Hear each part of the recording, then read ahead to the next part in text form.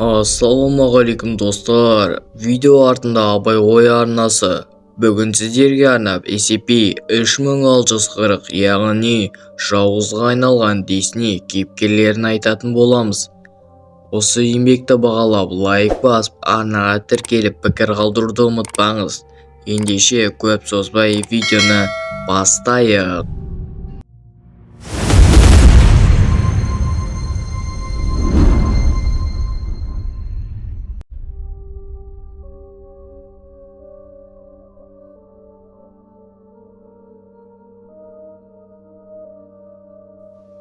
Бір күні 2 жыл Флоридаға демалуға келеді. Олар Флоридадағы қалалар мен тауларға қызығып әңгімелесіп отырады.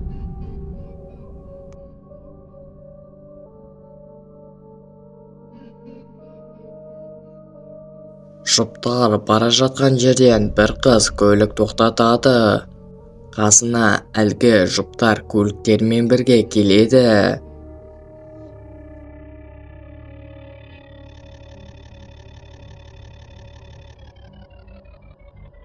Қыз оларға рахметін айтады.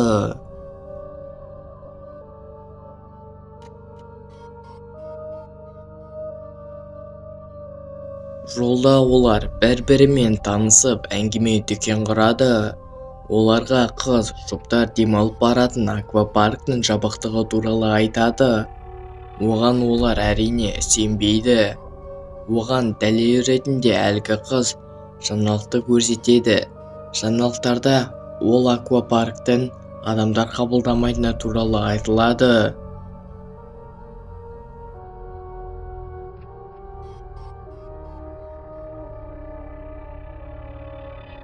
Қыз бара алмайтындарына мұңайып отырады.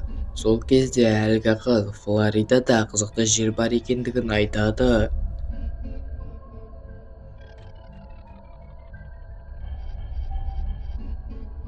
Олар оны суреттерінен қарап оқиды. Ол тастанды балаларға арналған парк болып шығады. Бұл жер оларды қызықтырады.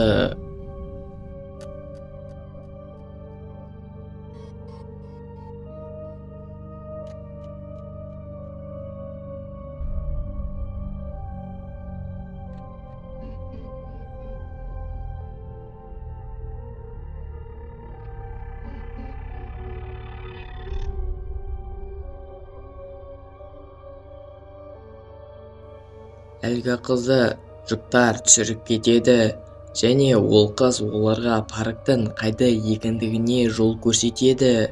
Жігіт бізбен барасың ба деп ұсыныс тастайды, бірақ қыз бос еместігін айтады.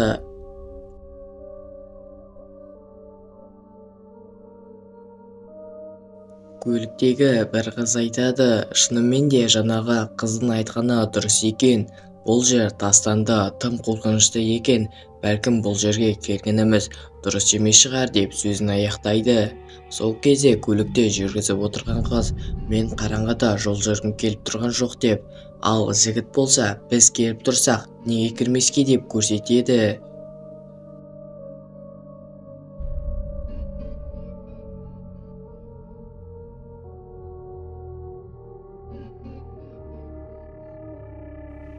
Олар бір-бірімен әзілдесіп ойнап тұрады. Әлгі қыздың жүрегі бір нәрсені сезеді. Ол жерді салынғанына көп болғаны туралы ойлайды. Сосын бәрі өзеннің жағасына келіп қарап тұрғанда судан бір үйрек аниматордың басы шығады. Бірақ бәрі оған деген көзқарастары жаман болды және қорқынышты болды. Олар оның костюмін жамандап,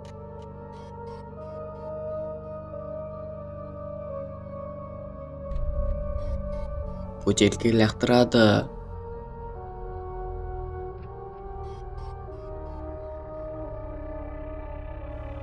Сол кезде қорқып жүрген қыз достарына біз жалғыз емеспіз деп айтады.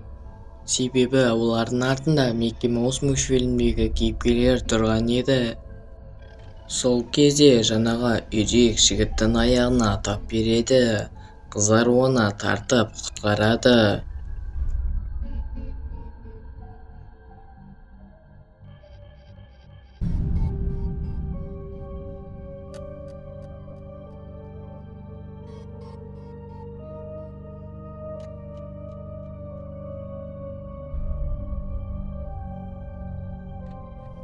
Сол кезде олар көлікпен кетпекші болады. Бірақ машина қызбай қалады. Оны ешкім жөндей алмайтын еді. Және бұл жерде байланыс та жоқ еді.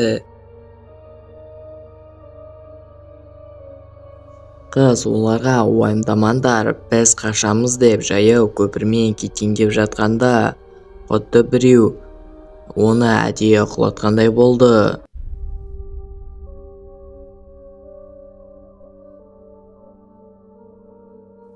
Жігіт қыздарды тыңдамай су арқылы кетуді шешеді. Бірақ суда азулы қолтырауындар жүрген болатын.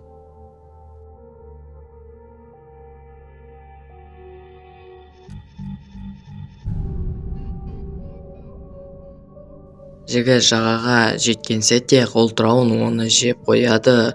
Қыздар қатты қорқып қалады және оның өлімін көргісі, естігісі келмей құлақтарын өздерін жабады. Бір кезде тыныштық орын алады. Оған бірінші қыз аралап телефон табу керектігін айтады. Ал екінші қыз оған келіспей, ол сол жерде көмек күтетінін айтады.